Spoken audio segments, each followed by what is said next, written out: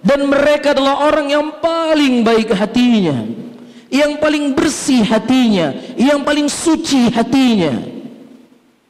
Dan kalau seandainya hati kita sama seperti hatinya sahabat Rasulullah, kita sudah pasti akan dihidupkan di zamannya siapa?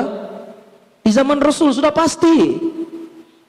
Tapi hati kita nggak sebaik hati mereka. Ya, dalam sebuah hadis yang mauquf secara sanad dan marfu secara hukum dari Ibnu Mas'ud, Allah Subhanahu wa taala melihat hati-hati hamba-hambanya dan mendapatkan hati Rasulullah sebaik-baik hati manusia, dipilihlah menjadi nabi di akhir zaman. Dan kemudian Allah melihat hati-hati hambanya dan mendapatkan zat yang maha tahu ini, hati sahabat Rasulullah adalah sebaik-baik hati manusia.